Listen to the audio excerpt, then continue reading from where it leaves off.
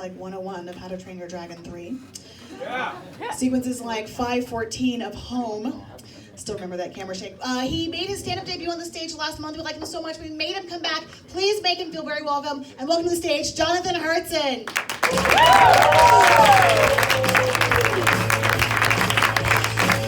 Thank you. Thank you. Let's hear it for Adria. That's right, as Adria said, I'm an employee of DreamWorks. Do we have any employees of DreamWorks? Anybody? All right. I'm a layout artist here. Yeah. And thank you. Let's hear it for layout. Before I was a layout artist at DreamWorks, I worked in live action. Did anybody work in live action? Yeah. It's pretty amazing. Pretty fun. Not really. It's all right. Pretty good adventure. You learn a lot of things. You learn a lot of lessons.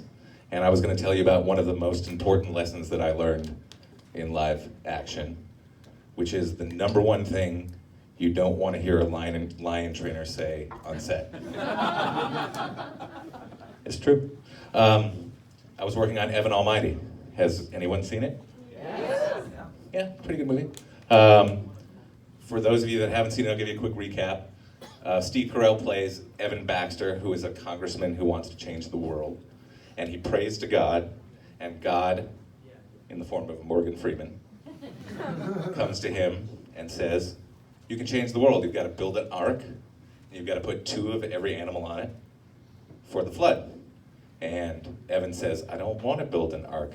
And Morgan Freeman says, you're going to build an ark, and hijinks ensue, and that's pretty much the whole movie. It also has the distinction of being the single most expensive family comedy ever made. $200 million they spent to make this movie. And most of the expense was probably because all of the animals, there's lots of animals, 2 by 2, all the animals get on the ark, and all of the animals in the movie were practical. They were real animals. They didn't do CG animals, they just comped in hundreds and thousands of little animals.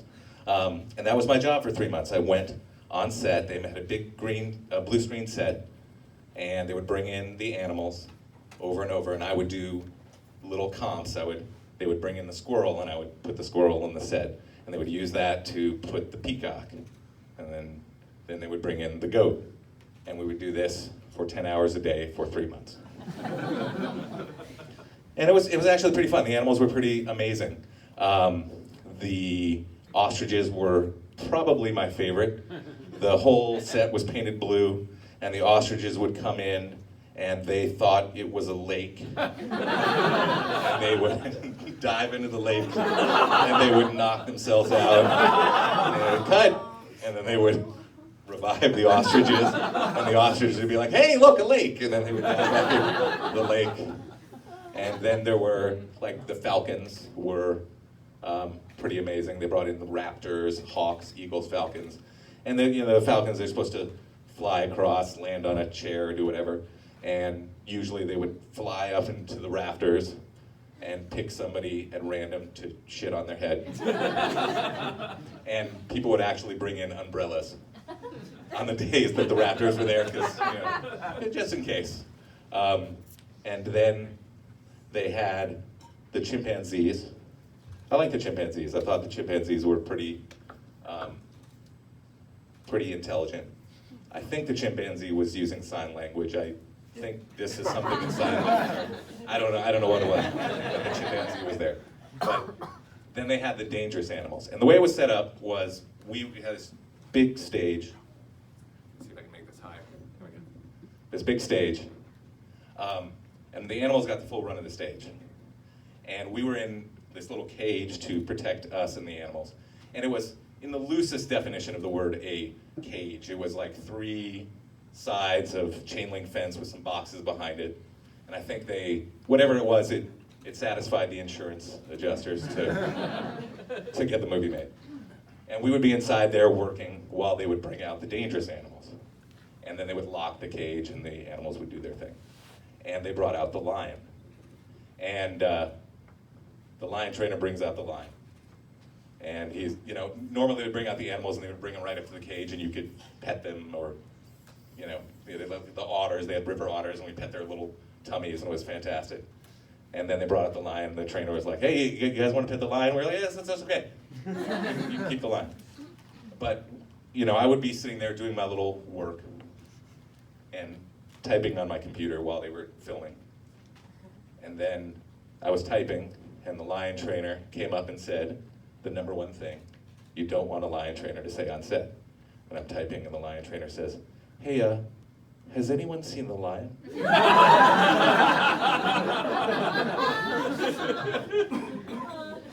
And I kind of knew how our ancestors felt like 100,000 years ago. All that little hair on the back of my neck. Just straight up, and the little fight and flight response and the adrenaline. And I was like, excuse me? And it turns out the lion had actually wandered off to take a little nap somewhere. They found the lion eventually, but the lion had wandered off. And I was like, seriously, if an animal's gonna wander off, why couldn't it be the ducks? Why couldn't the duck trainer be like, hey, has anyone seen the ducks? I'd be like, I'll help you find the ducks. But no, it had to be in the top 5 list of animals that you don't want to not know where they are. Number 1 is probably a great white shark, but I felt okay that we were okay with the great white shark. But it had to be a lion. You know, the rest of them, I guess they're all like tigers and jaguars and whatever big cat is going to eat you. I don't really have an out for this, but I did come up with the rest of the top 10 list of things you don't want a lion trainer to say. Number 10, lion. I thought you said llama. Number 9.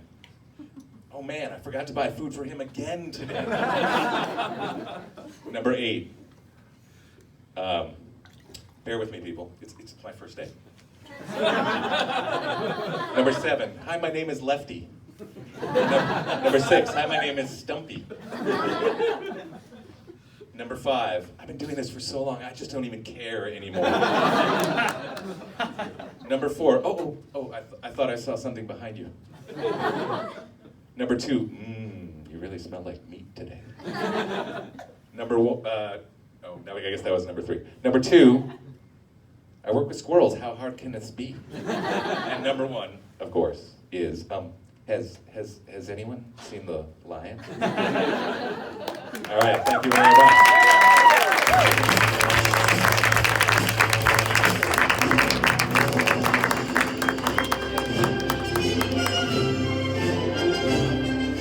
Oh, did you catch that, folks? Adria had a little trouble there with the end of set handshake. And did you see her trying to avoid that point deduction and try to rewrite the past as though that is a thing that you can do? Let's see what Adria has in store for us for the rest of the show. Seriously,